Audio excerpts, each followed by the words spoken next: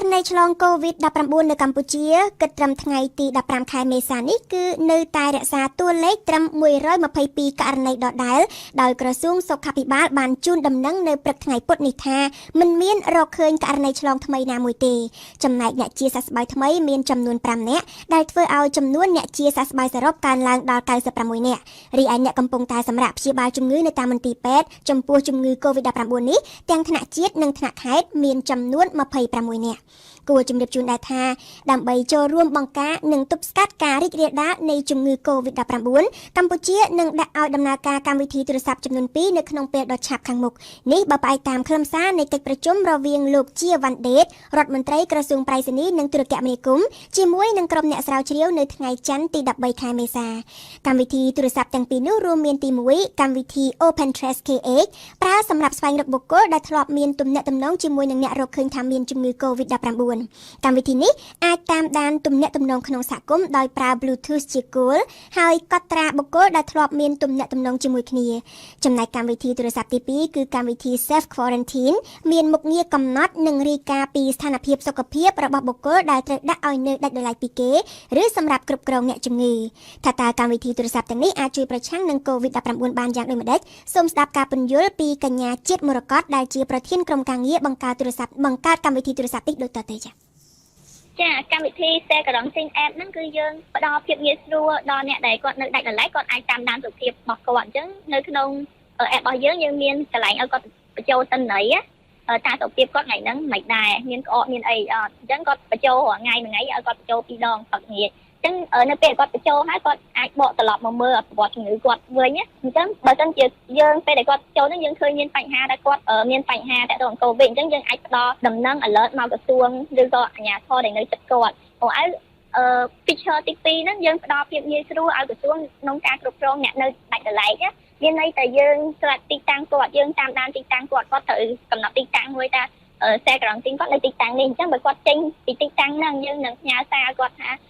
គាត់អាចប៉ះពាល់គាត់អាចបង្កាក់គាត់អាចរាតត្បាតជំងឺនឹងទៅអ្នកដទៃអញ្ចឹងសូមឲ្យគាត់ត្រឡប់មកទីតាំងដែលគាត់ដាក់ខ្លួននៅឡែកវិញតែបើសិនជាគាត់អត់ស្ដាប់ទេយើងនឹងផ្ដល់ជាព័ត៌មានតាមweb admin ឬក៏តាម Telegram bot ឲ្យទៅអាជ្ញាធរដែលនៅជិតដើម្បីចាត់វិធានការមុននឹងគាត់ចេញទៅណាទៅណីដើម្បីរាតត្បាតជំងឺហ្នឹងអញ្ចឹងណាបងបាទកម្មវិធីទូរស័ព្ទហ្នឹងនឹងដាក់ឲ្យដំណើរការលើប្រព័ន្ធទូរស័ព្ទណាខ្លះដែរបាទយើងនឹងធ្វើទាំងពីរទាំង Android ហើយនិង iOS នៅតាមបណ្ដាប្រទេសមួយចំនួនគឺបានដាក់ឲ្យប្រើប្រាស់នៅបច្ចេកវិទ្យានៅលើទូរស័ព្ទដែរដើម្បីចូលរួមប្រយុទ្ធប្រឆាំងជាមួយនឹងជំងឺ COVID-19 ដែរក៏ប៉ុន្តែក៏មានការព្រួយបារម្ភពីការភាពជាឯកជន privacy របស់អ្នកប្រើប្រាស់ហ្នឹងថាតើក្រុមការងាររបស់បងមានការព្រួយបារម្ភបែបណាដែរបាទចាក្រុមការងារខ្ញុំអាចតមចិត្តទៅលើរឿង privacy នឹងដែរអញ្ចឹងមិនថាដូចតាក់ទងនឹងកម្មវិធីរបស់ខ្ញុំ Share Quarantine គឺយើងមាន virtual database អញ្ចឹងតើគាត់មានជំងឺឬក៏គាត់ជាមនុស្សដែលសង្ស័យបំផុតបានយើងផ្ដល់ទីតាំងគាត់នឹងឲ្យទៅក្រសួង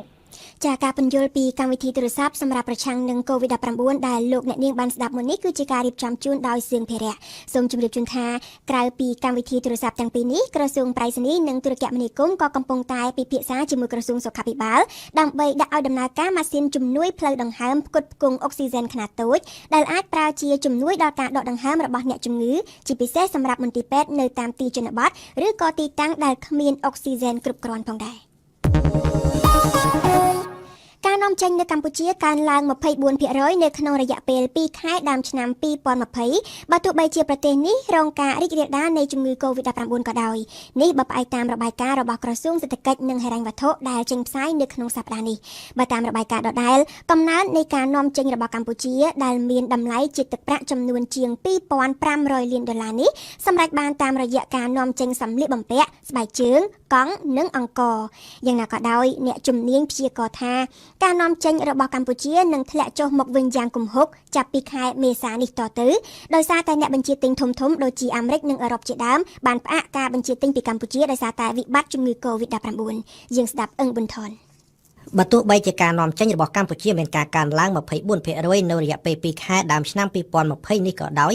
តែអ្នកជំនាញសេដ្ឋកិច្ចព្រមានថាកំណើននេះនឹងធ្លាក់ចុះមកវិញចាប់ពីពេលនេះតទៅដោយសារតែអ្នកបញ្ជាទិញធំៗបានផ្អាកការបញ្ជាទិញដោយសារតែពួកគេបារម្ភពីការឆ្លងរាលដាលនៃជំងឺ COVID-19 ដែលបានប៉ះពាល់ធ្ងន់ធ្ងរជាងគេនៅក្នុងវិស័យកាត់ដេររបស់កម្ពុជា សមាគមរោងចក្រកាត់ដេរនៅកម្ពុជាបានគូបញ្ជាក់ដែរថាការនាំចេញសម្លៀកបំពាក់ស្បែកជើងនិងសម្ភារៈធ្វើដំណើរទៅកាន់ទីផ្សារអឺរ៉ុបនិងអាមេរិកត្រូវបានផ្អាកការបញ្ជាទិញចាប់ពីខែមេសានេះទៅហើយលុះត្រាតែបញ្ហា COVID-19 ត្រូវបានដោះស្រាយទើបអាចមានការបើកទីផ្សារធំៗទាំងពីរនេះឡើងវិញយ៉ាងណាក៏ដោយមូលហេតុដែលការនាំចេញរបស់កម្ពុជាមានការកើនឡើង 24% នៅរយៈពេល2ខែដើមឆ្នាំ2020នេះដែលមានទំហំទឹកប្រាក់ $2,563 លានត្រូវបានអ្នកជំនាញពន្យល់ថាដោយសារតែនៅពេលនោះជំងឺ COVID មិនទាន់រីករាលដាលខ្លាំងក៏ប៉ុន្តែចាប់ពីពេលនេះទៅការនាំចេញរបស់កម្ពុជាបានចាប់ផ្ដើមធ្លាក់ចុះមកវិញការធ្លាក់ចុះនៃការនាំចេញនេះបានញ៉ាំងឲ្យក្រសួងពាណិជ្ជកម្មនិងសមាគមរោងចក្រកាត់ដេរនៅកម្ពុជាចេញសេចក្តីអំពាវនាវដោយឡែកពីគ្នានៅដើមខែមេសានេះឲ្យក្រុមហ៊ុនបញ្ជាទិញសម្លៀកបំពាក់និងស្បែកជើងបន្តអនុវត្តកិច្ចព្រមព្រៀងដែលបានចុះរួចហើយជាមួយកម្ពុជាជាការអំពាវនាវក្រោយពីសហរដ្ឋអាមេរិកនិងសហភាពអឺរ៉ុបប្រកាសផ្អាកការទទួលនាំចូលទំនិញពីកម្ពុជាដោយសំអាងលើការបារម្ភនៃការឆ្លងរាលដាលជំងឺ COVID-19 ដោយឡែកគណៈបកប្រជាធិបតេយ្យមូលដ្ឋាននៅព្រឹកថ្ងៃពុធនេះបានចេញសេចក្តីថ្លែងការណ៍មួយស្នើឲ្យរដ្ឋសភាជាតិអនុម័តច្បាប់បញ្ចេញថវិកាពិសេសបន្ថែមសម្រាប់ឲ្យរដ្ឋាភិបាលកម្ពុជាយកទៅប្រើប្រាស់ដើម្បីទប់ស្កាត់ជំងឺ COVID-19 និងដោះស្រាយវិបត្តិសេដ្ឋកិច្ចហិរញ្ញវត្ថុនិងសន្តិសុខស្បៀងប៉ុន្តែអ្នកនាំពាក្យរដ្ឋសភាជាតិអះអាងថារដ្ឋសភានឹងធ្វើតាមនីតិវិធីលើបញ្ហាកញ្ចប់ថវិកាពិសេសនេះប្រសិនបើមានសំណើពីរដ្ឋាភិបាលវ៉ាន់សុគន្ធារីកាគណៈបកប្រជាធិបតេយ្យមូលដ្ឋានបានកត់សម្គាល់នៅក្នុងសេចក្តីថ្លែងការណ៍របស់ខ្លួនថាវិបត្តិ COVID-19 កំពុងនាំមកនូវផលវិបាកធ្ងន់ធ្ងរដល់ប្រជាពលរដ្ឋនិងសង្គមជាតិទាំងមូលហើយច្បាប់ស្តីពីហិរញ្ញវត្ថុសម្រាប់ការគ្រប់គ្រងឆ្នាំ2020មិនមានខ្ទង់ចំណាយសម្រាប់ដោះស្រាយផលវិបាកធ្ងន់ធ្ងរដល់ប្រជាពលរដ្ឋនិងសង្គមជាតិដែលបណ្ដាលមកពីវិបត្តិ COVID-19 នេះទេហើយដូច្នេះហើយគណៈបកនេះបានស្នើឲ្យអង្គនីតិបញ្ញត្តិអនុម័តច្បាប់បញ្ចេញកញ្ចប់ថវិកាពិសេសបន្ថែមសម្រាប់ឲ្យរាជរដ្ឋាភិបាលមានធនធានហិរញ្ញវត្ថុសមស្របគ្រប់គ្រាន់ដើម្បីធ្វើការងារទប់ស្កាត់កុំឲ្យមានការផ្ទុះរីករាលដាលនៃជំងឺ COVID-19 កាន់តែធ្ងន់ធ្ងរនៅទូទាំងប្រទេសនិងដោះស្រាយវិបត្តិសេដ្ឋកិច្ចហិរញ្ញវត្ថុនិងសន្តិសុខស្បៀងនៅកម្ពុជាទាន់ពេលវេលានិងប្រកបដោយប្រសិទ្ធភាពអ្នកនាំពាក្យរដ្ឋសភាជាតិកម្ពុជាលោកលេងពេញឡុងបានអះអាងថារដ្ឋសភាមិនទាន់ទទួលបានសំណើនេះនៅឡើយទេក៏ប៉ុន្តែលោកថារដ្ឋសភានឹងធ្វើតាមនីតិវិធីរបស់ខ្លួនចំពោះបញ្ហាកញ្ចប់ថវិកាពិសេសបន្ថែមនេះបើសិនជាមានការស្នើសុំពីរដ្ឋាភិបាលកម្ពុជាតាមលោកលេងពេញឡុងមកដល់ពេលនេះរដ្ឋសភាជាតិមិនទាន់ទទួលបានសំណើណាមួយពីរដ្ឋាភិបាលកម្ពុជានៅឡើយទេដូច្នេះហើយគឺបន្តប្រើប្រាស់នៅកញ្ចប់ថវិកាចាស់ដែលរដ្ឋសភាបានអនុម័តកន្លងមក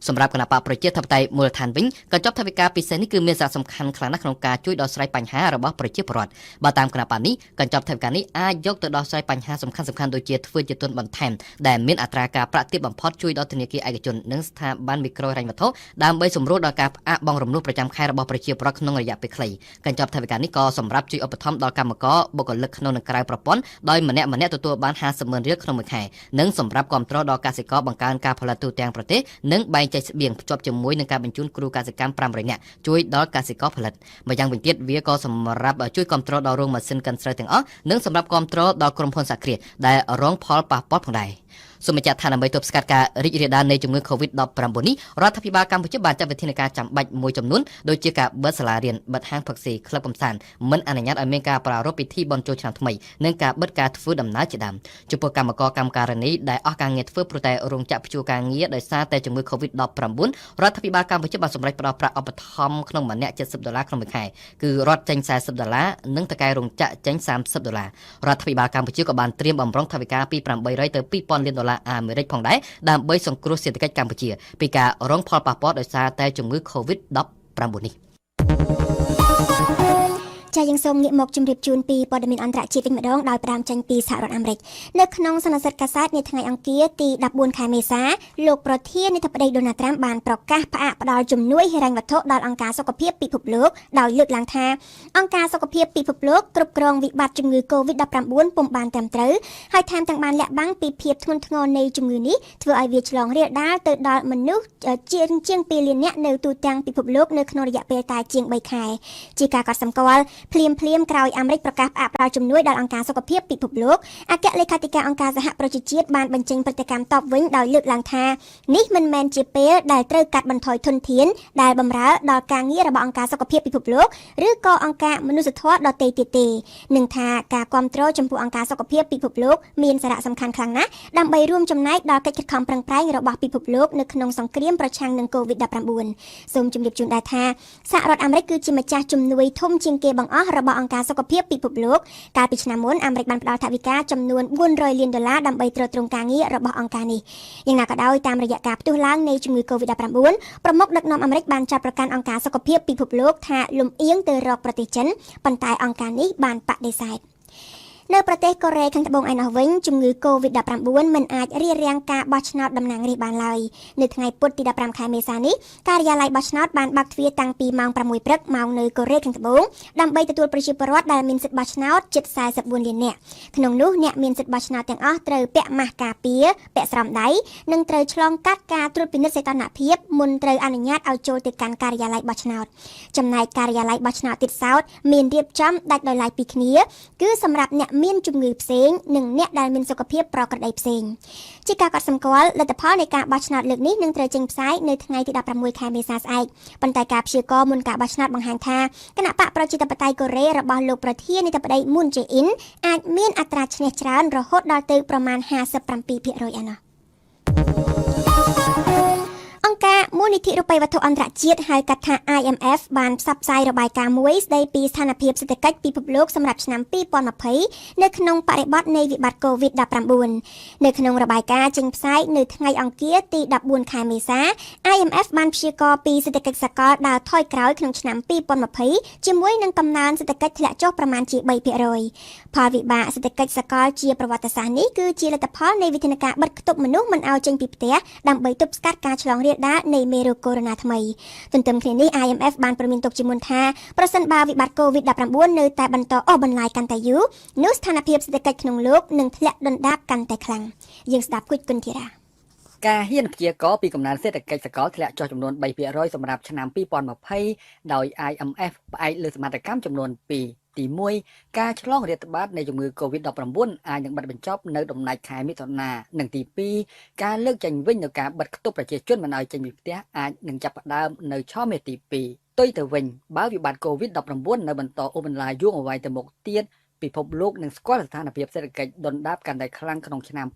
2020និងអាចបន្តដល់ឆ្នាំ2021ទៀតផងនៅត្រង់ចំណុចនេះមានសេណារីយ៉ូចំនួន3ដែល IMF បានសម្លឹងឃើញសេណារីយ៉ូទី1បើគេមិនអាចកម្ចាត់ជំងឺ COVID-19 បានជោគជ័យនៅដំណាច់ខែមិថុនានឹងបានបង្ខំប្រទេសជាច្រើនឲ្យបន្តចាត់វិធានការដូចយ៉ាងបិទគប់មនុស្សមិនឲ្យចេញពីផ្ទះបិទហាងលក់ទំនិញមិនចាំបាច់កាត់បន្ថយចរាចរណ៍ផ្លូវអាកាសនិងការធ្វើការងារនៅតាមផ្ទះនោះពិភពលោកនឹងស្គាល់ផលិតផលសរុបក្នុងស្រុកធ្លាក់ចុះដល់ទៅ 6% ពលមិនមែន 3% ទេសេណារីយ៉ូទី2បើវិបត្តិជំងឺ COVID-19 ឆ្លងចូលដល់ឆ្នាំ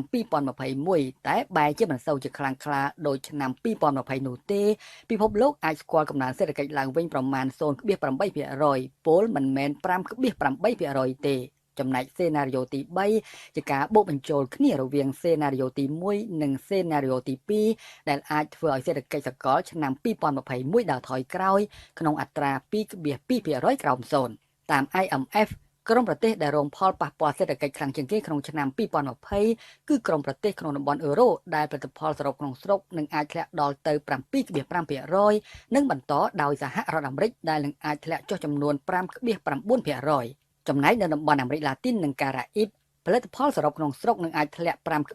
5.2% សម្រាប់តំបន់មជ្ឈមបូព៌ានិងអាស៊ីកណ្ដាលត្រូវបាន IMF ព្យាករណ៍ពីការធ្លាក់ចុះផលិតផលសរុបក្នុងស្រុកចំនួន 2.8%ផ្ទុយទៅវិញប្រទេសចិននិងឥណ្ឌានៅអាចបន្តទទួលបានកំណើនសេដ្ឋកិច្ចតិចតួចក្នុងអត្រា 1.2% សម្រាប់ចិននិង 1.9% សម្រាប់ឥណ្ឌាតាក់ទងនឹងពាណិជ្ជកម្មអន្តរជាតិវិញត្រូវបាន IMF ព្យាករណ៍ថាបរិមាណដោះដូរទំនិញនិងសេវានឹងមានការធ្លាក់ចុះចំនួន 11% ក្នុងឆ្នាំ2020នេះបន្តចាប់អារម្មណ៍ពីមូលនិធិរូបិយវត្ថុអន្តរជាតិដែរនៅថ្ងៃច័ន្ទដើមសប្តាហ៍នេះមូលនិធិរូបិយវត្ថុអន្តរជាតិ IMF បានប្រកាសផ្តល់ជំនួយបន្ទាន់សម្រាប់ឲ្យប្រទេសក្រីក្រចំនួន25អាចមានមធ្យោបាយប្រយុទ្ធប្រឆាំងនឹងជំងឺ COVID-19 រួមគ្នាជាមួយនឹងធនាគារពិភពលោកមូលនិធិរូបិយវត្ថុអន្តរជាតិបានអំពាវនាវទៅដល់ក្រុមប្រទេសអ្នកមានឲ្យឈប់ទារបំណុលពីប្រទេសក្រីក្រនៅក្នុងអំឡុងកើតមានវិបត្តិCOVID-19 នេះជាងបុផាជូនព័ត៌មានចាប់តាំងពីពិភពលោកកើតមានជំងឺរាតត្បាត COVID-19 មូលនិធិរូបិយវត្ថុអន្តរជាតិ IMF ដែលមានទីស្នាក់ការនៅទីក្រុង Washington បានទទួលពាក្យសុំជំនួយពីប្រទេសដ៏ច្រើនមិនធ្លាប់មានតាម IMF ប្រទេសជាង90បានដាក់ពាក្យសុំជំនួយបន្ទាន់ពីមូលនិធិ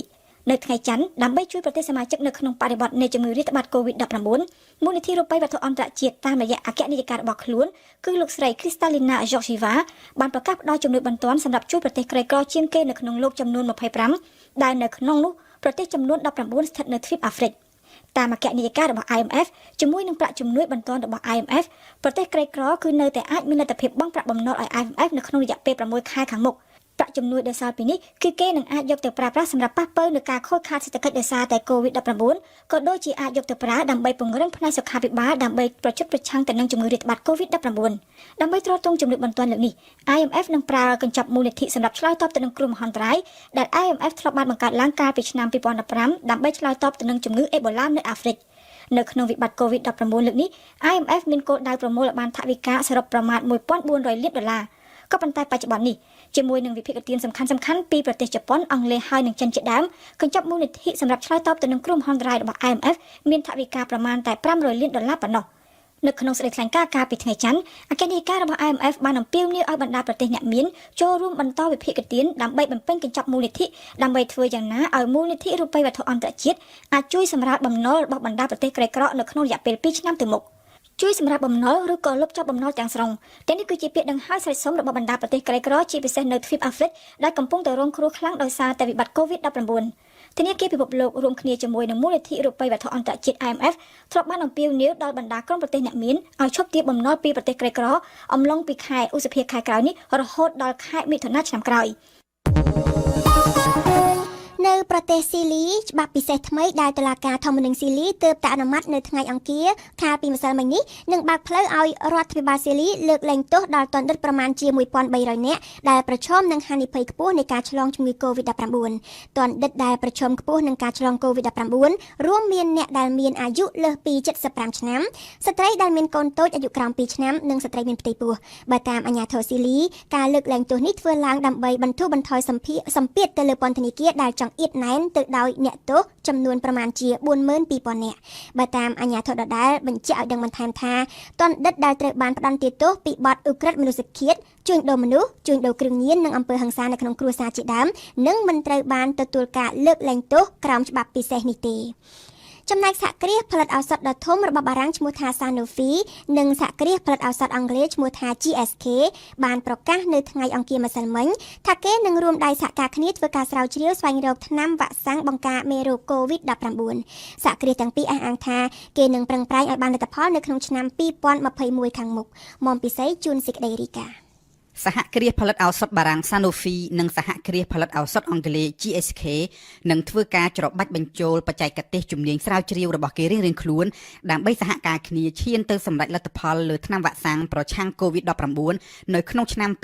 2021នេះបើផ្អែកតាមសេចក្តីប្រកាសរួមគ្នាធ្វើឡើងដោយសហគ្រាសទាំងពីរនៅថ្ងៃអង្គារទី14មេសាយោងតាមសេចក្តីប្រកាសនេះវ៉ាក់សាំងដែលគេនឹងស្រាវជ្រាវគឺជាប្រភេទវ៉ាក់សាំងដែលមានលាយផ្សំជាមួយសារធាតុដែលមានតួនាទីដាស់ប្រព័ន្ធសរីរាង្គការពារខ្លួនរបស់មនុស្សឲ្យមានភាពរឹងមាំទប់ជាមួយនឹងមេរោគការសាកល្បងទៅលើមនុស្សអាចនឹងចាប់ផ្ដើមនៅចុងឆ្នាំ2020ហើយបើសិនជាបានជោគជ័យវ៉ាក់សាំងនឹងត្រូវអាចផលិតបាននៅឆមាសទី2ឆ្នាំ2021សហគ្រាស Sanofi របស់បារាំងនឹងចូលរួមតាមរយៈការផ្ដល់នៅកោសិកាអង់ទីហ្សែននៃប្រូតេអ៊ីន S ដែលមាននៅក្នុងមេរោគ COVID-19 រីឯសហគ្រាស GSK របស់អង់គ្លេសវិញមានបច្ចេកវិទ្យាពិសេសក្នុងការផលិតវ៉ាក់សាំងប្រឆាំងជំងឺឆ្លងទ្រង់ទ្រាយធំដែលផ្សំលាយជាមួយសារធាតុដាស់ប្រព័ន្ធការពារខ្លួនរបស់មនុស្សគូបញ្ជាក់ថាការសហការគ្នានេះគឺស្ថិតនៅក្នុងក្របខ័ណ្ឌដែលសហគ្រាសផលិតឱសថ Sanofi របស់បារាំងបានចុះកិច្ចព្រមព្រៀងសហប្រតិបត្តិការកាលពីខែកុម្ភៈជាមួយនឹងអាជ្ញាធរស្រាវជ្រាវនិងអភិវឌ្ឍវិទ្យាសាស្ត្រសរីរាង្គដែលជាផ្នែកមួយនៃក្រសួងសុខាភិបាលអាមេរិក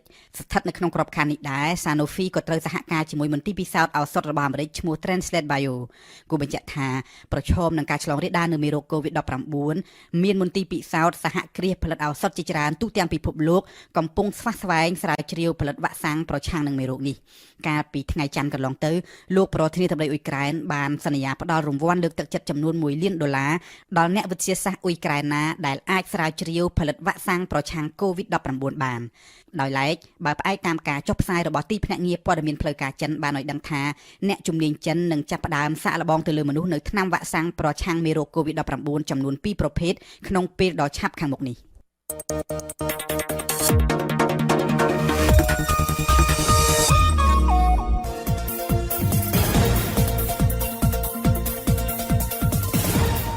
ទ្យុបារាំងអន្តរជាតិ AFE 92 MHz នៅភ្នំពេញនិងសៀមរាប 94.5 MHz នៅបាត់ដំបងកំពង់ចាមនិងក្រុងព្រះសីហនុប្រិយមិត្តជាទីមេត្រីជាបន្តទៀតនេះលោកអ្នកនាងនឹងបានស្ដាប់នាទីព្រឹត្តិការណ៍កម្ពុជាប្រចាំថ្ងៃដែលវ៉ាន់សុគន្ធាលើកឡើងអំពីយុទ្ធសាស្ត្រស្ដារសេដ្ឋកិច្ចឡើងវិញរបស់អាស៊ាននៅពេលវិបត្តិ COVID-19 បាត់បញ្ចប់នាទីទស្សនៈព្រឹត្តិការណ៍ពិភពលោករបស់ជាបុប្ផាដែលចូលខ្លួនមកឆ្លើយនឹងសំណួរថាតើអាស៊ានអាចធ្វើអ្វីខ្លះដើម្បីប្រយុទ្ធប្រឆាំងនឹង COVID-19 នាទីទស្សនៈសារព័ត៌មានរៀបចំជូនដោយសៀងភេរៈនិងនៅចុងបញ្ចប់កម្មវិធីរបស់យើងគឺជានាទីសុខភាពនិងអនាម័យរៀបចំជូនដោយអៀងសុកមិញ ព្រឹត្តិការណ៍កម្ពុជាប្រចាំថ្ងៃ ម្សិលមិញនេះមេដឹកនាំប្រទេសសមាជិកអាស៊ានទាំង10បានបើកកិច្ចប្រជុំកំពូលអាស៊ានពិសេសលើកទី36ស្ដីពីបញ្ហាជំងឺ COVID-19 តាមរយៈ Video Conference កិច្ចប្រជុំដែលវៀតណាមធ្វើជាម្ចាស់ផ្ទះរៀបចំនេះបានពិភាក្សាគ្នាពីបញ្ហារីករាលដាលការទប់ស្កាត់និងផលប៉ះពាល់មកលើសេដ្ឋកិច្ចដោយសារតែជំងឺ COVID-19 ក្នុងនោះមេដឹកនាំកម្ពុជាបានជំរុញឲ្យអាស៊ានគិតគូររៀបចំផែនការយុទ្ធសាស្ត្រនៅក្នុង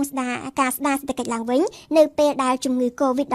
ត្រូវបានបិទបញ្ចប់តើអាស៊ានគួររៀបចំផែនការបែបណាដើម្បីស្ដារសេដ្ឋកិច្ចនាពេលខាងមុខក្រោយវិបត្តិ COVID-19 តទៅនេះសូមស្ដាប់សេចក្តីរាយការណ៍របស់វ៉ាន់សុគន្ធា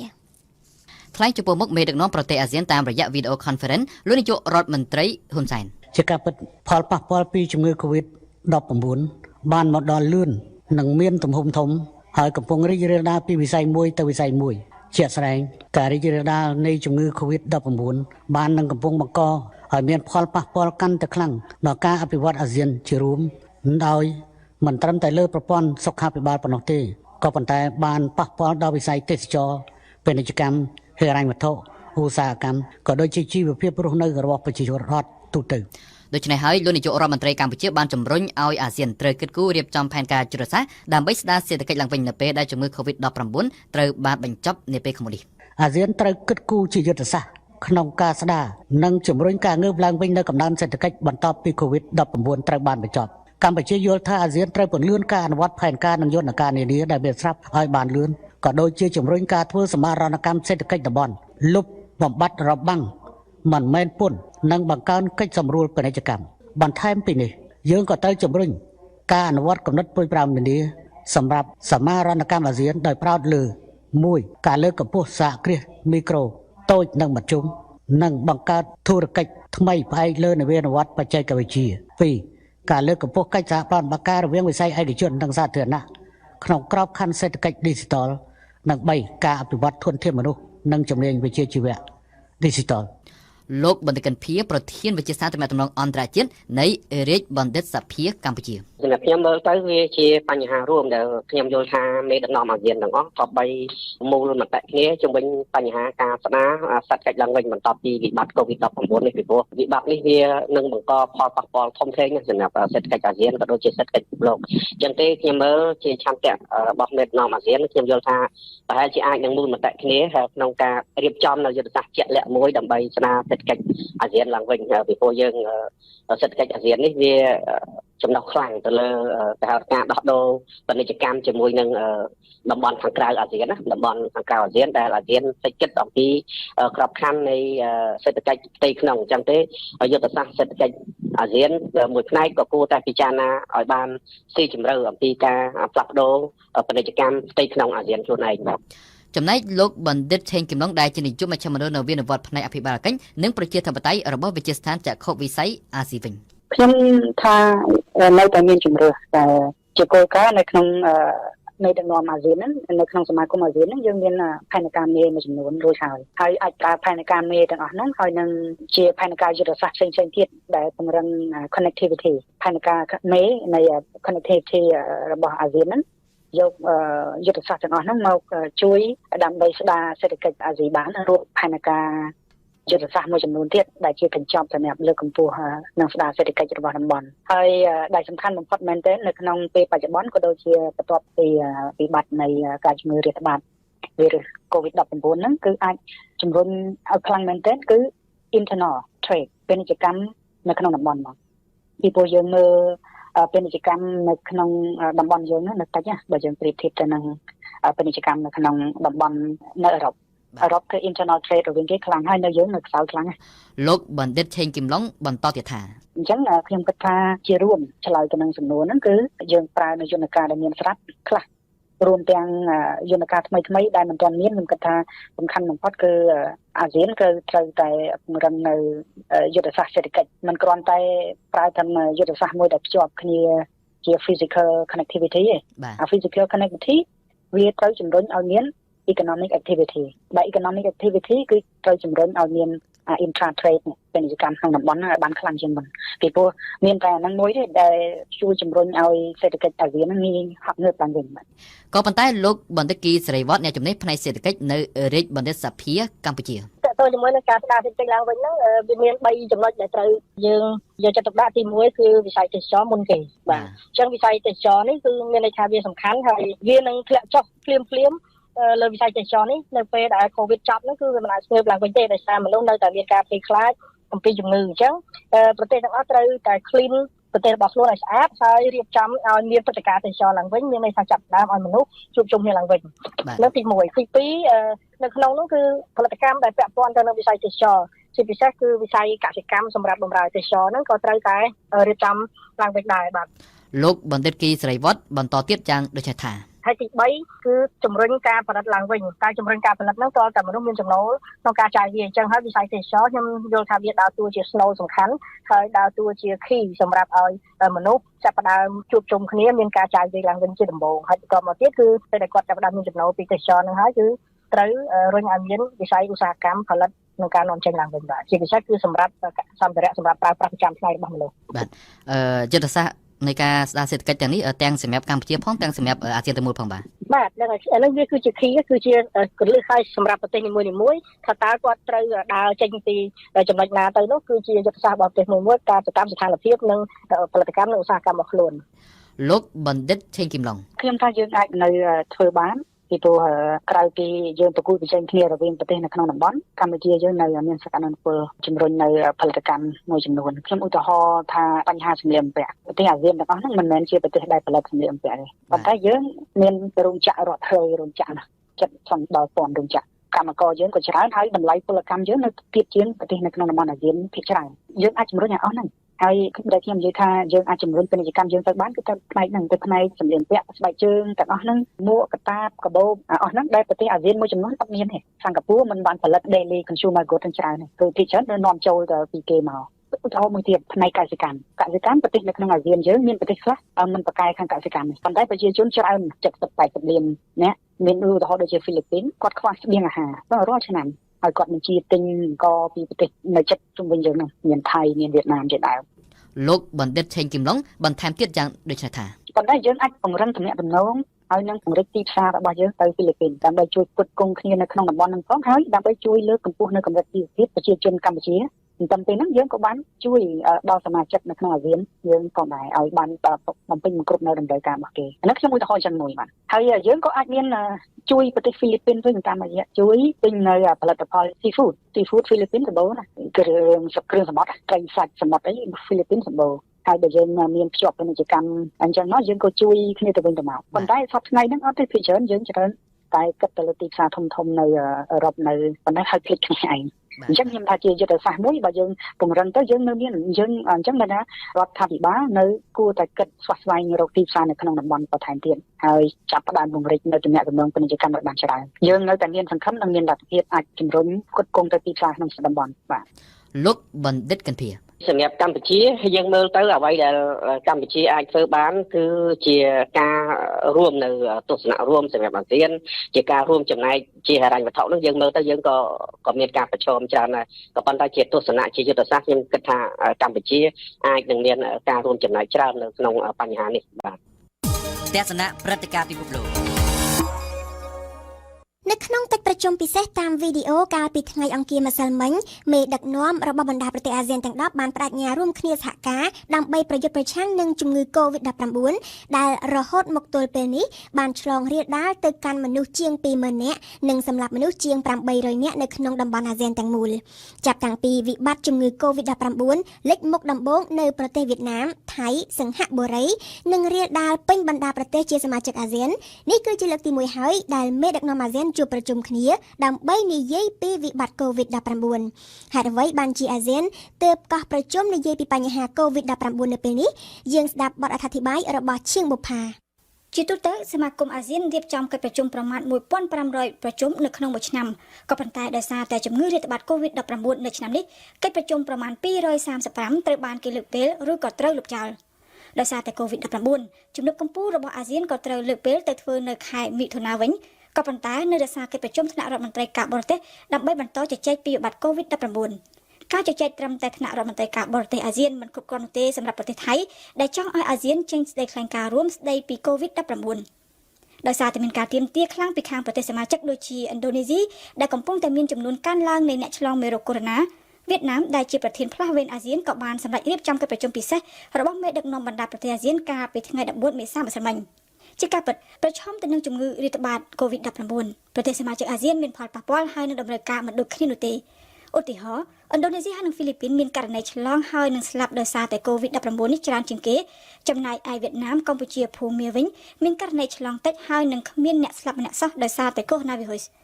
ផលប៉ះពាល់មិនដូចគ្នាក៏ដោយសារថាប្រទេសសមាជិកអាស៊ានគឺមានវិធានការទប់ស្កាត់ហើយនឹងយុទ្ធសាស្ត្របិទទីក្រុងបិទព្រំដែនមិនដូចគ្នានោះដែរនៅវៀតណាមដែលនៅជាប់ព្រំដែនប្រទេសចិនប្រភពការដំបូងនៃ Coronavirus អាជ្ញាធរបានសម្រេចបិទភូមិហើយនឹងរឹតបន្តឹងការត្រួតពិនិត្យដំណើរចេញចូលនៅច្រកព្រំដែនចិនវៀតណាមតាំងតែពីមុនពេលដែលប្រទេសចិនសម្រេចបិទទីក្រុងវូហាននៅថ្ងៃទី23មករាទៅទៀតបន្ថែមពីលើនោះរដ្ឋអំណាចវៀតណាមបានពង្រឹងមធ្យោបាយនៅតាមមន្ទីរពេទ្យសម្រាប់តេស្តតាមដានរោគអ្នកឆ្លងមេរោគកូវីដ -19 ឲ្យបានឆាប់រហ័សបំផុតប្រតិកម្មរហ័សរបស់រដ្ឋអំណាចវៀតណាមនេះបានធ្វើឲ្យវៀតណាមដែលមានប្រជាជនជាង95លាននាក់មានចំនួនអ្នកឆ្លងកូវីដ -19 តែ265នាក់ហើយនឹងគ្មានមនុស្សស្លាប់ម្នាក់សោះចំណែកអ្នកឆ្លងកូវីដ -19 នៅឥណ្ឌូនេស៊ីឯនោះវិញគឺកើនឡើងដល់ 4500 នាក់ហើយនឹងមានមនុស្សស្លាប់ជាង400នាក់ដែលជាចំនួនច្រើនបំផុតនៅអាស៊ីបន្ទាប់ពីប្រទេសចិនកិច្ចប្រជុំរបស់មេដឹកនាំអាស៊ានកាលពីថ្ងៃអង្គារម្សិលមិញរៀបចំឡើងជាពិសេសទៅតាមការអំពាវនាវចង់បានរបស់ឥណ្ឌូនេស៊ីដែលចង់បានដូចជាប្រទេសថៃដែរគឺការសម្រេចចិត្តថ្នាក់អាស៊ាននៅក្នុងកិច្ចប្រជុំជាមួយនឹងមេដឹកនាំអាស៊ាននាយករដ្ឋមន្ត្រីសិង្ហបុរីដែលបានលើកឡើងពីប្រសិទ្ធភាពនៃការប្រើបច្ចេកវិទ្យាកម្មវិធី WhatsApp សម្រាប់តាមដានស្វែងរកអ្នកដែលអាចឆ្លងមេរោគកូវីដ -19 បាននិយាយថាប្រទេសសមាជិកអាស៊ានគឺអាចចែករំលែកបទពិសោធន៍ហើយនឹងយុទ្ធសាស្ត្រដែលមានប្រសិទ្ធភាពដើម្បីទប់ស្កាត់ការឆ្លងរីករាលដាលកូវីដ -19 សំណួរនៅត្រង់ថាហេតុអ្វីបានជាប្រទេសសមាជិកអាស៊ានមិនព្រមពិភាក្សាគ្នាចែករំលែកបទពិសោធន៍គ្នាហើយនឹងដោះដូរព័ត៌មានដើម្បីទប់ស្កាត់ការឆ្លងនៅក្នុងលំហអាស៊ានតាំងតែពីដំបូងទីគេអាចយល់បានថានៅពេលដែលទឹកដល់ច្រមុះគឺនៅពេលដែលប្រឈមទៅនឹងជំងឺរាតត្បាតដ៏លឿនហើយនឹងការសាហាវសម្រាប់មនុស្សដូចជា COVID-19 នេះប្រទេសនីមួយៗគឺគិតសំខាន់ពីជាតិប្រយោជន៍ប្រជាជនរបស់ខ្លួនមុននឹងគិតដល់អ្នកក្រៅដែលពិតទៅប្រតិកម្មរបស់បណ្ដាប្រទេសសមាជិកអាស៊ាននេះគឺមិនខុសគ្នាឆ្ងាយពីប្រតិកម្មរបស់ប្រទេសសមាជិកសហភាពអឺរ៉ុបប៉ុន្មាននោះទេនៅពេលដែលវិបត្តិមួយកើតឡើងការរួមគ្នានៅក្នុងសមាគមនៅក្នុងសហភាពក៏ត្រូវប្រេះឆាដោយម្នាក់ៗត្រូវរួញមកគិតតែផលប្រយោជន៍ផ្ទាល់ខ្លួនមុនអ្នកដទៃក៏ប៉ុន្តែយ៉ាងណាក៏ដោយនៅក្នុងកលៈទេសៈដែល COVID-19 ចម្លងហើយនឹងសម្លាប់មនុស្សដោយគ្មានកំណត់ព្រំដែនយ៉ាងដូចនេះប្រទេសសមាជិកអាស៊ានក៏ត្រូវតែជួយគ្នាគឺមិនបោះបង់គ្នាចោលនោះទេនៅក្នុងន័យនេះនាយករដ្ឋមន្ត្រីថៃលោកប្រយុទ្ធច័ន្ទអនុចារបានស្នើមានការបង្កើតមូលនិធិអាស៊ានសម្រាប់ COVID-19 ដែលគ្រប់ប្រទេសសមាជិកអាស៊ានអាចយកទៅប្រើសម្រាប់ទ្រទ្រង់វិស័យសុខាភិបាលនៅក្នុងប្រទេសដូចជាបំពាក់គ្រឿងបរិក្ខារថ្នាំពេទ្យហើយនិងសម្រាប់ការស្រាវជ្រាវរកវ៉ាក់សាំងប្រឆាំងមេរោគកូវីដ -19នៅក្នុងសេចក្តីថ្លែងការណ៍រួមរបស់អាស៊ានគេមិនបានបញ្ជាក់អំពីចំនួនពិតប្រាកដនៃថវិកាអាស៊ានសម្រាប់វិបត្តិ COVID-19 នោះទេក៏ប៉ុន្តែតាមអគ្គនាយកអាស៊ានរបស់ក្រសួងការបរទេសឥណ្ឌូនេស៊ីមួយផ្នែកនៃមូលនិធិអាស៊ានសម្រាប់ COVID-19 នេះនឹងបានមកពីមូលនិធិអភិវឌ្ឍអាស៊ានហើយនិងមូលនិធិអាស៊ានផ្សេងទៀតនៅពេលដែលមេដឹកនាំថៃហើយនិងឥណ្ឌូនេស៊ីផ្ដោតសំខាន់ទៅលើការបង្កើតមូលនិធិអាស៊ានសម្រាប់ជួយប្រទេសសមាជិកអាស៊ានដែលទន់ខ្សោយហើយនិងកំពុងប្រឈមខ្លាំងដោយ COVID-19 មេដឹកនាំរបស់ប្រទេសសិង្ហបុរីហើយនិងវៀតណាមឯនោះវិញលើកនិយាយច្រើនអំពីវិបត្តិសង្គមវិបត្តិសេដ្ឋកិច្ចដែលបង្កឡើងដោយ COVID-19 តាមរដ្ឋមន្ត្រីការបរទេសឥណ្ឌូនេស៊ីវិបត្តិ COVID-19 នឹងធ្វើឲ្យកំណើនសេដ្ឋកិច្ចរបស់អាស៊ាននេះធ្លាក់ចុះពី 4.7% មកនៅ 1% នៅឆ្នាំ2020ហើយនឹងធ្វើឲ្យមនុស្សរាប់លានអ្នកដែលទើបតែងើបចាកចេញផុតពីភាពក្រីក្រនៅប្រមាណឆ្នាំចុងក្រោយនេះត្រឡប់ទៅធ្លាក់ខ្លួនក្រីក្រសារជាថ្មីសម្រាប់នាយករដ្ឋមន្ត្រីសិង្ហបុរីការបន្តបិទព្រំដែនដោយសារ COVID-19 នេះនឹងធ្វើឲ្យគេខ្វះខាតមិនអាចនាំចូលផលិតផលទៅតាមតម្រូវការចង់បានការនេះនឹងបំផ្លាញសេដ្ឋកិច្ចហើយនឹងបង្កើតឲ្យមានវិបត្តិអ្នកគ្មានការងារធ្វើដ៏ធ្ងន់ធ្ងរសម្រាប់ប្រមុខដឹកនាំសិង្ហបុរីទោះបីជារចនាសម្ព័ន្ធពិភពលោកត្រូវបាក់ប្រេះស្រាំដោយសារតែវិបត្តិ COVID-19 ប្រទេសសមាជិកអាស៊ានគឺត្រូវតែរឹងមាំឡើងហើយនឹងនៅតែបន្តការដោះដូរធ្វើជំនួយរវាងគ្នានៅក្នុងតំបន់ដោយមិនភ្លេចជំរុញឲ្យមានការដោះដូរជាមួយនឹងប្រទេសដៃគូក្រៅតំបន់អាស៊ានដូចជាចិនកូរ៉េខាងត្បូងនិងជប៉ុនជាដើមដែលកាលពីមួយថ្ងៃម្សិលមិញបានចូលរួមនៅក្នុងកិច្ចប្រជុំពិសេសជាមួយនឹងមេដឹកនាំអាស៊ានទស្សនៈសារព័ត៌មានលោកអ្នកស្ដាប់ជាទីមេត្រីនេតិទស្សនៈសារព័ត៌មាននៅថ្ងៃទី15ខែមេសានេះគឺជាការរៀបចំជូនដោយសឿងភិរៈជំរាបសួរភិរៈចា បាទសួស្តីរចនា ចាប់ភារៈតើកាសែតដែលចេញផ្សាយនៅថ្ងៃនេះបានចាប់អារម្មណ៍ចុះផ្សាយពីប្រធានរឿងអ្វីខ្លះចា៎ បាទរចនាដូចរចនាដឹងស្រាប់អញ្ចឹងគឺកាលពីថ្ងៃម្សិលមិញនេះមានដឹកនាំបណ្ដាប្រទេសជាសមាជិកអាស៊ានហ្នឹងគឺបានប្រជុំគ្នាតាមវីដេអូ conference ផ្ដោតសំខាន់ទៅលើជំងឺ Covid-19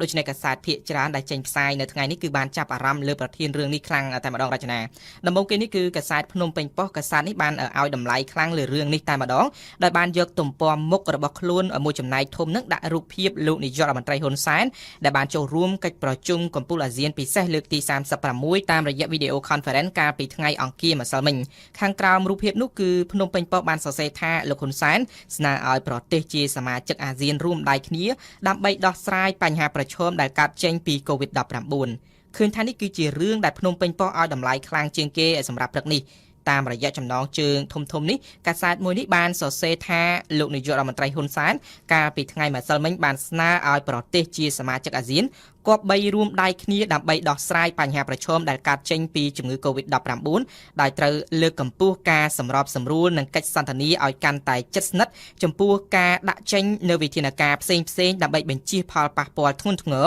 ដល់សេដ្ឋកិច្ចសង្គមនៅក្នុងតំបន់កាសែតនេះក៏បានព្យាយាមដកស្រង់ទស្សនៈផ្សេងទៀតយកមកចុះផ្សាយលើប្រធានរឿងខាងលើនេះដែររចនាបើតាមភ្នំពេញប៉ុស្តិ៍លោកសុកទូចប្រធានរាជបណ្ឌិតសភាកម្ពុជាយល់ថាការឆ្លើយតបជារួមលើជំងឺ Covid-19 នៅក្នុងក្របខ័ណ្ឌអាស៊ានអាចសម្រេចបានតែក្នុងកម្រិតគោលនយោបាយតែពិបាកនឹងសម្រេចបាននៅក្នុងកម្រិតយុទ្ធសាស្ត្រដោយសារអាស៊ានមិនមានយុទ្ធសាស្ត្ររួមទេក្រៅពីបញ្ហានយោបាយក្រៅតែពីភ្នំពេញប៉ុស្តិ៍កាសែតរស្មីកម្ពុជានៅព្រឹកនេះក៏យករឿងនេះជារឿងសំខាន់របស់ខ្លួនដែរដោយបានដាក់ចំណងជើងធំនៅលើទំព័រមុខរបស់ខ្លួនថាប្រមុខដឹកនាំអាស៊ានទាំង10ចេញសេចក្តីថ្លែងការណ៍រួមនៃកិច្ចប្រជុំកំពូលអាស៊ានពិសេសស្តីពី COVID-19 ខាងក្រោមចំណងជើងធំនេះកាសែតរស្មីកម្ពុជាក៏បានភ្ជាប់មកជាមួយនឹងរូបភាពលោកនាយករដ្ឋមន្ត្រីហ៊ុនសែនក្នុងវីដេអូ conference ជាមួយនឹងបណ្ដាមេដឹកនាំនៃប្រទេសជាសមាជិកអាស៊ានផ្សេងទៀតផងដែរតាមរយៈចំណងជើងរបស់ខ្លួនរស្មីកម្ពុជាបានដកស្រង់នៅសេចក្តីថ្លែងការណ៍រួមរបស់កិច្ចប្រជុំពិសេសនៃបណ្ដាមេដឹកនាំអាស៊ានយកមកចុះផ្សាយមួយចំណុចម្ដងពីចំណុចទី1រហូតដល់ចំណុចទី8ដែលផ្ដោតជាសំខាន់លើជំងឺ COVID-19 ដែលពិភពលោកទាំងមូលកំពុងតែទប់ស្កាត់ខណៈការស្លាប់និងការឆ្លងកំពុងតែបន្តកើនឡើងចំណែកឯកាសែតខ្មែរថាមជាភាសាអង់គ្លេសឯនោះវិញក៏បានចាប់អារម្មណ៍ទៅលើប្រធានរឿងនេះដូចគ្នាដែររចនាខ្មែរថាមបានដាក់ចំណងជើងធំថាលោកនាយករដ្ឋមន្ត្រីហ៊ុនសែនគាំទ្រគំនិតផ្ដួចផ្ដើមមូលនិធិសម្រាប់ប្រឆាំងមេរោគមិនខុសពីកាសែតផ្សេងទេខ្មែរថាមក៏បានដាក់មកជាមួយនៅរូបភាពលោកនាយករដ្ឋមន្ត្រីហ៊ុនសែននៅលើទំព័រមុខរបស់ខ្លួនផងដែរចាប់ភារៈនៅក្នុងថ្ងៃចូលឆ្នាំនេះរដ្ឋាភិបាលកម្ពុជាបានអនុវត្តវិធានការកំហិតការធ្វើដំណើរឆ្លងពីខេត្តមួយទៅខេត្តមួយទៀតនៅទូទាំងប្រទេសតើមានកាសែតណាចុះផ្សាយពីភាពមិនប្រក្រតីដែលកើតឡើងចំពោះការអនុវត្តវិធានការនេះដែរទេចា៎បាទរចនាតកតងទៅនឹងបញ្ហានេះកាសែតភ្នំពេញប៉ុស្តិ៍បានចុះផ្សាយរឿងខាត់រថយន្តលួចដឹកកម្មករ48នាក់ឆ្លងខេត្តអំឡុងពេលមានបំរាមរឿងនេះត្រូវបានចុះផ្សាយនៅលើទំព័រមុខរបស់កាសែតភ្នំពេញប៉ុស្តិ៍តែម្ដងតាមរយៈចំណងជើងខាងលើកាសែតនេះបានសរសេរថាសមត្ថកិច្ចកងរាជអាវុធហត្ថស្រុកកំពង់សិលាខេត្តព្រះសីហនុនិងកងរាជអាវុធហត្ថនៅស្នាក់ការសន្តិសុខ402សហការជាមួយគណៈបញ្ជាការឯកភាពស្រុកកំពង់សិលាបានខាត់រថយន្តធុនធំមួយគ្រឿងកាលពីថ្ងៃម្សិលមិញខណៈរថយន្តនេះបានលួចបង្កប់ដឹកក្រុមកម្មករ48នាក់ពីស្រុកបរសែតខេត្តកំពង់ស្ពឺឆ្ពោះទៅកាន់ខេត្តកោះកុងក្នុងពេលដែលរដ្ឋាភិបាលដាក់បំរាមឆ្លងកាត់ខេត្តក្រុងដើម្បីបញ្ជាការឆ្លងជំងឺ COVID-19 ឃើញថារឿងនេះក៏ត្រូវបានចុះផ្សាយនៅលើទំព័រមុខរបស់កាសែតរស្មីកម្ពុជានាព្រឹកនេះដែរដោយសរសេរចំណងជើងធំថាប្រើស្ទីលថ្មីបង្កប់កម្មករទុកក្នុងទ្រុងឡានធុនធំឆ្លងខេត្តសមត្ថកិច្ចចាប់ជាប់មនុស្ស48នាក់រស្មីកម្ពុជាក៏មានភ្ជាប់មកជាមួយនឹងរូបភាពមនុស្សចំនួន48នាក់ក្រោយពេលដែលសមត្ថកិច្ចខាត់រថយន្តធុនធំនេះផងដែរក្រៅតែពីរឿងទាំងអស់នេះក៏នៅមានរឿងបន្ទាប់បន្សំមួយចំនួនទៀតដែរដូចជារឿងសមត្ថកិច្ចបន្តវិធានការលើអ្នកលក់អាល់កុលคล้ายៗបន្ទាប់ពីបង្ក្រាបបាន5ករណីរឿងនេះត្រូវបានចុះផ្សាយនៅលើទំព័រមុខរបស់កាសែតភ្នំពេញប៉ុស្តិ៍កាសែតនេះសរសេរថាអគ្គនាយកដ្ឋានការពារអ្នកប្រើប្រាស់កិច្ចការប្រកួតប្រជែងនិងបង្ក្រាបការក្លែងបន្លំកំពុងបន្តអនុវត្តវិធានការផ្លូវច្បាប់ចំពោះម្ចាស់អាល់កុលคล้ายៗក្រោយពីបង្ក្រាបបាន5ករណីចាប់ពីខែមីនារហូតដល់ម្សិលមិញប៉ុន្តែមានតែម្ចាស់អាល់កុលคล้ายៗមួយករណីប៉ុណ្ណោះដែលបានចូលខ្លួនមកដោះស្រាយចាអរគុណសឿងភិរៈដែលបានរៀបចំនីតិទស្សនៈព័ត៌មានសម្រាប់លោកអ្នកស្ដាប់នៅថ្ងៃនេះសុខភាពនិងអនាម័យ តាំងពី COVID-19 បានផ្ទុះឡើងមានពាក្យចចាមអារាមនិងព័ត៌មានគ្រប់បែបយ៉ាងខ្លះពិតខ្លះមិនពិតតាក់ទងទៅនឹងវិធីការពារនិងព្យាបាលជាច្រើនដែលបង្ហោះផ្សព្វផ្សាយតាមប្រព័ន្ធសង្គមនៅក្នុងចំណោមនោះមានការផ្សព្វផ្សាយមួយបានអះអាងថាវីតាមីន C អាចកម្ចាត់ជំងឺ COVID-19 បានតើជាព័ត៌មានពិតឬក៏យ៉ាងណាតើវីតាមីន C ជាអ្វីនិងត្រូវប្រើប្រាស់យ៉ាងដូចម្តេចសូមស្ដាប់ការពន្យល់របស់អៀងសុកមិញ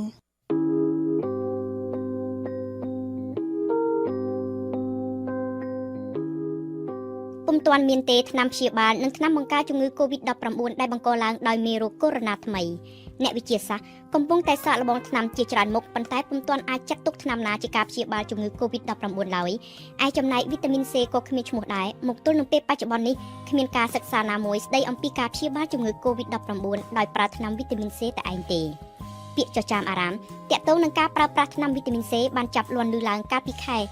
មិនិនាតាមរយៈខ្សែអាត់វីដេអូមួយរបស់គ្រូពេទ្យអាមេរិកដើមកំណើតចិនលោក Richard Cheng ដែលបានលើកឡើងថាមានស្ត្រីអ្នកជំងឺ COVID-19 ម្នាក់ចំណាស់71ឆ្នាំនៅវូហានបានជាសះស្បើយពីជំងឺនិងមិនចម្លងមេរោគទៅដល់ក្រុមគ្រួសារសោះបន្ទាប់ពីបានទទួលទានថ្នាំវីតាមីន C ក្នុងបរិមាណដ៏ច្រើនលើសលប់ដោយបូកផ្សំជាមួយនឹងថ្នាំព្យាបាលជំងឺជាច្រើនមុខផ្សេងទៀត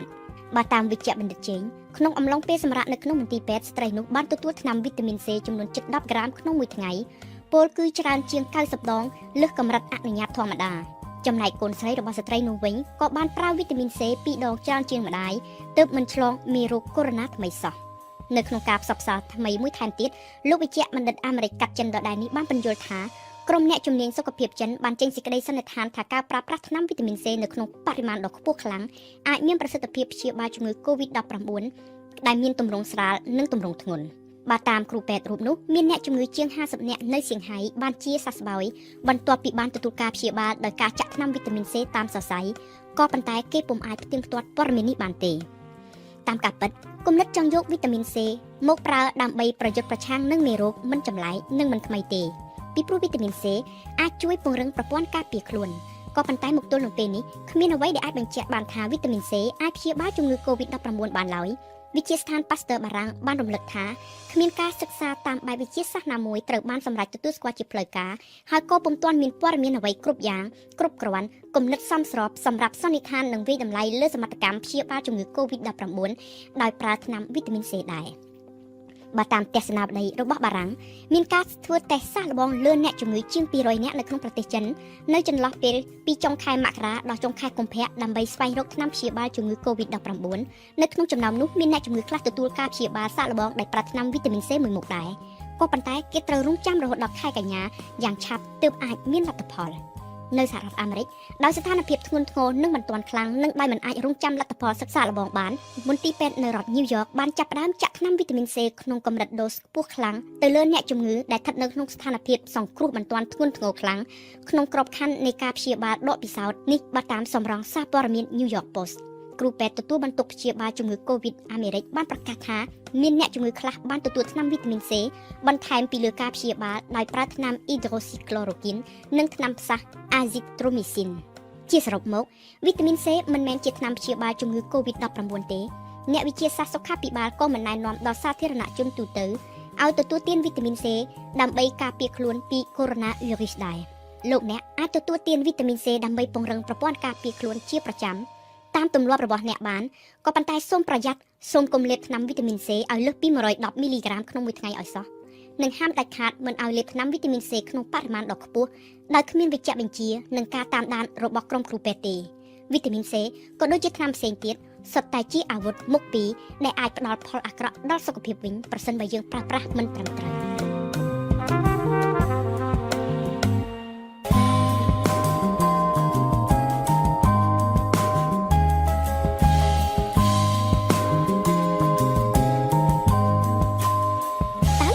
ជាអ្វីវីតាមីន C គឺជាអង់ទីអុកស៊ីដង់ជាសារធាតុប្រឆាំងនឹង stress ប្រឆាំងនឹងការនឿយហត់វីតាមីន C គឺជាអង់ទីអុកស៊ីដង់ដ៏ប្រពៃបំផុតមួយដែលអាចប្រយុទ្ធប្រឆាំងនឹងភាពចាស់ជរារបស់កោសិកាឧស្សាហកម្មចំណីអាហារប្រើវីតាមីន C នេះច្រើនណាស់ដើម្បីជាជំនួយខាងផ្នែករក្សាទុកឲ្យបានយូរក្រោមឈ្មោះបច្ចេកទេសថា acid ascorbic ឬក៏ជាអក្សរកូដសម្ងាត់ដែលចាប់ផ្ដើមដោយអក្សរ E 300 សមត្ថភាពផ្នែករក្សាទុករបស់វីតាមីន C ក៏ឃើញមានប្រើជាលក្ខណៈគ្រួសារក្បួនបុរាណរបស់មនុស្សចាស់ដូចជាយកច្រកក្រូចឆ្មាមុខច្របាច់លើបន្លែផ្លែឈើចិត្តសម្បករួចដើម្បីកុំឲ្យឆាប់ឡើងខ្មៅនេះហើយគឺជាតួនាទីនិងប្រយោជន៍មួយរបស់វីតាមីន C ដែលមិនត្រឹមតែជាអង់ទីអុកស៊ីដង់ទេតែក៏ជាអង់ទីអុកស៊ីទៀតចំពោះមនុស្សវិញកង្វះវីតាមីន C អាចស្ដែងឲ្យដឹងបានដរាបណាយើងទទួលទានអាហារមានវីតាមីន C តិចជាង10មីលីក្រាមក្នុងមួយថ្ងៃរោគសញ្ញាដែលអាចសម្គាល់បានថាមនុស្សម្នាក់ជួបគ្រោះខ្វះសារធាតុវីតាមីន C មានជាអាចការសណ្ដកជើងធ្មេញអញ្ចាញហើមខ្ទុះមានហូរឈាមនិងបើគុណកាន់តែធ្ងន់ធ្ងរគឺអាចបង្កឲ្យស្លាប់តែម្ដងក៏ប៉ុន្តែមនុស្សសម័យបច្ចុប្បន្ននេះមិនថានៅក្នុងប្រទេសជឿនលឿនឬក៏នៅក្នុងប្រទេសក្រីក្រកំពុងអភិវឌ្ឍទេកម្រមានករណីខ្វះជីវជាតិវីតាមីន C ណាស់